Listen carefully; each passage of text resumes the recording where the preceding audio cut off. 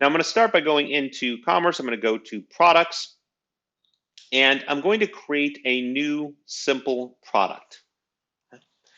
We're going to use the Minium catalog, and I'm just going to create one that's going to be based on static pricing. So it's going to be a static break bundle. And again, you would want to fill out the rest of this information, categorization, tags, your specifications. Really, everything about this process is the same except for how you configure the product options. And that's what we're going to focus on. We're really just going to focus on how do we create product options where the option is a product. So I'm going to add two. I'm going to add brake pads, and I'm going to add brake rotors. Okay, so we'll try to keep it simple here. And we have two options, and at this point, nothing is any, there's no difference yet. We're just creating product options. For product options, we have required, we had that set to yes, and the field type, we had that previously selected as the select from list option. The real difference now comes in with price type. This is a new field that was added, and we have those two choices, static or dynamic. If we don't choose either of those, then we're just going to be using product options like we always have, where they're simple name value pairs, so color or size. But in this case, we want to choose an option where the option is the regular brake pads or the premium brake pads, regular brake rotors or premium brake rotors. So because we're doing static first, I'll select static. And then very important, make sure that you click the save button. We have to save that information because that's going to affect how we can add the values and how we can edit those values. So I've saved that. Now I'm going to go into my values, and just like before, we're going to have options. The first option for brake pads is going to be basic pads. And I'll submit that. And then the second option is going to be premium pads. And we'll use premium pads there. And I want that one to always show up in the list second. Okay. Now, here's where the big difference comes in. Once we've added the value, now we go back and we edit the value. And when we edit the value, we have the option to set the price and the product. Now, very common mistake is to try to do this before you save the price type. If you have not saved a price type, then you're not going to get the price in the product section here.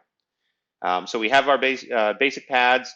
One of the things you have to kind of be aware of is that in this SKU here, we're just able to select from SKUs, not from product names. So it's a good idea to have those SKUs available. So I just have another tab over here. I'm just going to copy and paste the SKUs in. So my basic brake pads,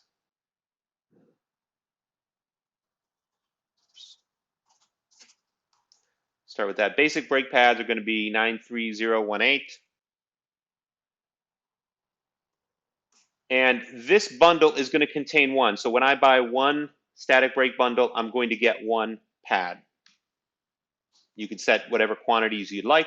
And here's where the static pricing comes in. So regardless of what's going on in the individual SKU, I can put any price that I want in here. So I'm going to say that this one is going to be $18 if you want the basic pads.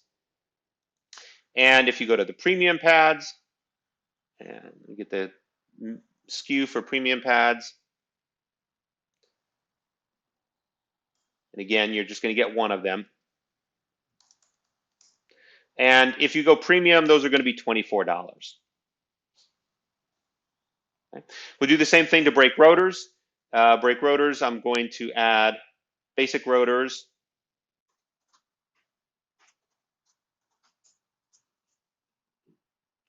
And I'm going to add premium rotors. And if I forgot to set the price type, this is what's going to happen. I'll go in and I can't add the products. This is very frustrating because it seems like it should be a little more intuitive, but it's not. You have to make sure that you set the price type, static in this case, and save it. Then after you've created the values, then you can go back and edit the values. So let's go to basic rotors. And I'm just going to say the basic rotors are going to be $60. And the basic rotors are here. And the premium rotors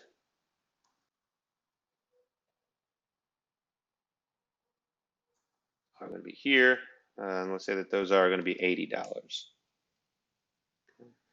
Let me make sure. Yep, quantity is 1 for both of those.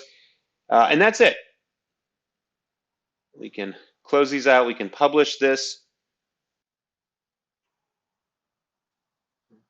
And if I go out to the storefront, go to the catalog, actually it's right there. The static break bundle is available. And you'll notice that the default renderer, by default, we're going to show you the lowest price. So we're going to say the static break bundle from whatever the lowest price is. And the system calculates that for us. We don't have to put that in there. So the base static break bundle is from $78. I have to view all variants in order to add it to the cart. But here, as I select the parts, I'm building that bundle. And then once my bundle is built, I can add it to the cart. Looking for more information on this topic or others? Check out our links in the description. Don't forget to like, comment, subscribe, and hit the bell for notifications. Thanks for watching.